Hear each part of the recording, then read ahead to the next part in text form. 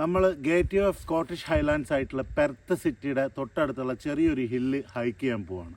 കിന്നോൾ hill എന്ന് പറയുന്ന മനോഹരമായൊരു ഹില്ലും അതിനോട് ചേർന്ന ചെറിയൊരു ഫോർട്ടുമാണ് നമ്മളിന്ന് എക്സ്പ്ലോർ ചെയ്യാൻ പോകുന്നത്. എൻ്റെ കൂടെ കോഴിക്കോടുകാരനായിട്ടുള്ള ഹാഫീസും കൂടെയുണ്ട്. ചെറിയൊരു ഹൈക്കിങ്, നല്ലൊരു വെതർ വന്നപ്പം നമ്മൾ എക്സ്പ്ലോർ ചെയ്യുന്നു. അപ്പോൾ നമുക്ക് ഹൈക്ക് ചെയ്യാൻ പോവാം. അത്യാവശ്യം നല്ല രീതിയിൽ ടാർ ചെയ്ത് മനോഹരമായൊരു ട്രെയിലാണ്. ഒരു അരമണിക്കൂർ കൊണ്ടൊക്കെ ഹൈക്ക് ചെയ്യാൻ പറ്റുന്ന ട്രെയിലാണ്. പക്ഷേ ഇതിൻ്റെ വളരെ താഴത്തെ സ്ഥലത്ത് നിന്ന് വരുവാണെങ്കിൽ 2-3 മണിക്കൂർ നമുക്കിവിടെ ഹൈക്ക് ചെയ്യാൻ പറ്റും.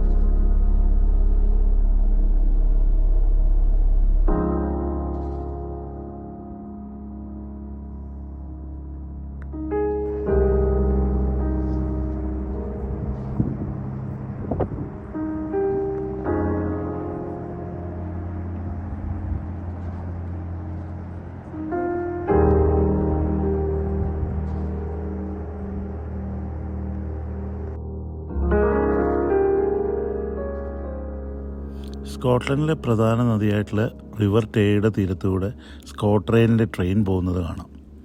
ഈ നദി ഡണ്ടിയിൽ ചെന്ന് അവസാനിക്കും. അവിടെ വലിയൊരു പോർട്ടാണ്. സ്കോട്ട്ലൻഡിലെ ഏറ്റവും പഴയ പോർട്ടും ഏറ്റവും പഴയ സിറ്റിയുമാണ് ഡണ്ടി.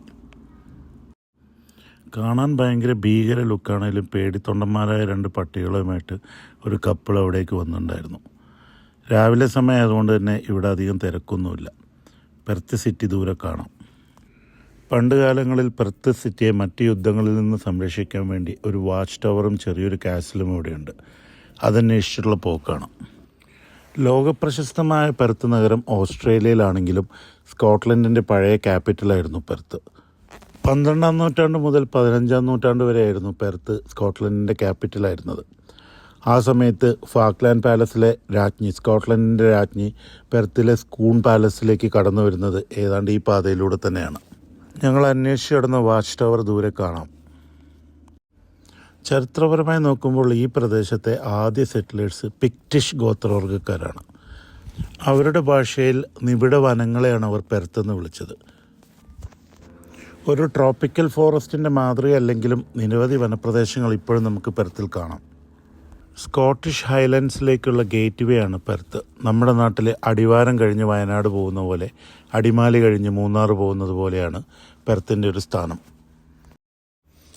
ലോകപ്രശസ്തമായ ഡ്രൈവിംഗ് റൂട്ടായിട്ടുള്ള NC500 പാതയെല്ലാം പെർത്ത് കടന്നിട്ടാണ് പോകുന്നത്.